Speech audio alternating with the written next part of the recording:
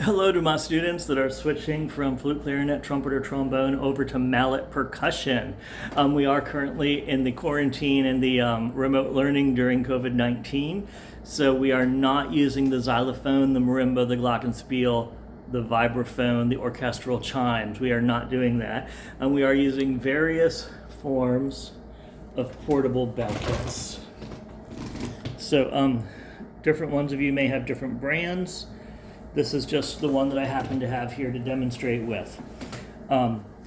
This one has a little plastic push button to open, and the lid does not go all the way flat. They say that, oh, this could help hold sheet music. It's really not strong enough to hold like a lesson book. Certainly would not hold a band binder, so it's really not that great as a lid to hold music, but don't break the lid off. It is nice to close it up so we don't lose our mallets. Hopefully we will be back to school in person in not too long, and we want to be able to transport these around. Inside we do have a pair of mallets. Because unless you have a hand, wrist in a cast or other medical dilemma right now, I know one of my students does, but for most of you, alternating using both hands will be required. So on the more advanced kits, there are not letter names on the notes. On a lot of these beginner models, they are stamped in, trying to get the right angle so you can see it in the light.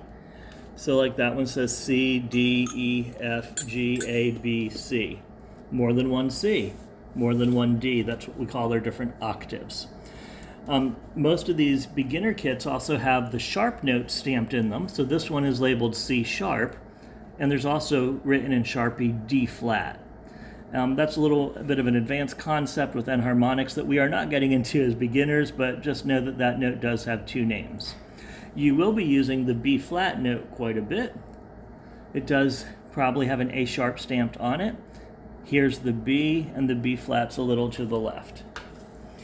So when we look at our music in our beginner mode, we're going to be working with our first five notes, B flat, C, D, E flat, and F. And that is referring to the B flat here on the left, the larger one, C, D, E flat, and F. When you look at music, and we'll get into this in a lot more detail, but when you look at music on the staff, it tells you what octave to be in. So the E flat that's on the bottom line of the staff would be this E flat here. There's a really high E flat on the top space of the staff that we haven't learned, and that would be this one up here. The B flat that we're using in beginner mallets is below the staff underneath one ledger line. And as we get more advanced, the B flat that's on the middle line of the staff would be here. All right, so let's talk about mallets.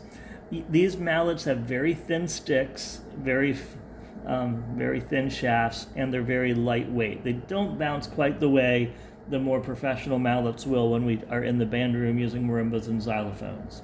But you want the actual pressure points of holding it to be in between the thumb and the pointer finger. These other fingers should stay underneath, and when we get to a heavier mallet, they help control the bounce. We're not grabbing it, this has to be able to bounce. So when this goes down, it immediately bounces back up. We never want to do this. This is clunk.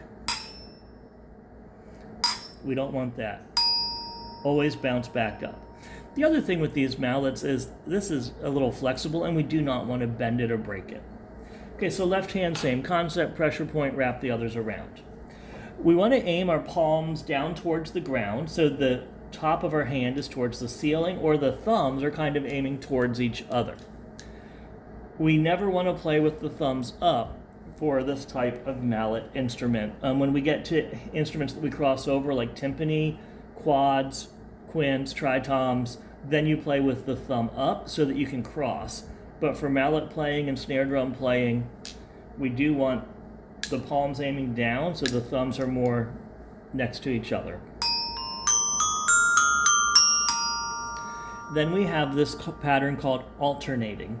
Alternating is just switching back and forth. So if I want 4 C's,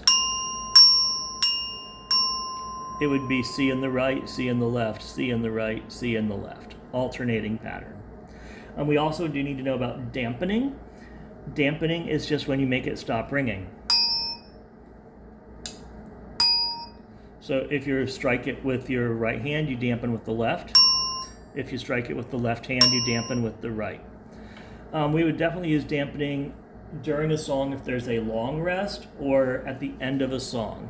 If we're just playing a song, we don't try to dampen each note while we're playing. They just keep ringing, and on their own they fade away.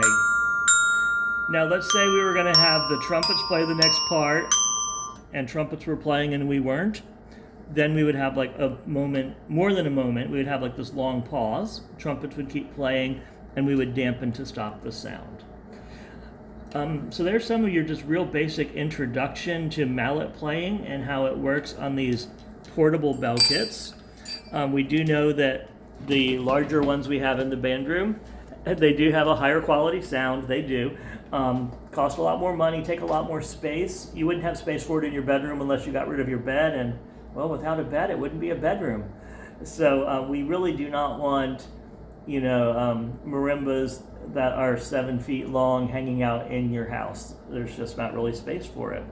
And when we get back to school, we will take everything you've learned on these small portable bell kits and we will apply it to the larger instruments in the building. All right, I hope this helps my students that are transitioning to the mallet percussion.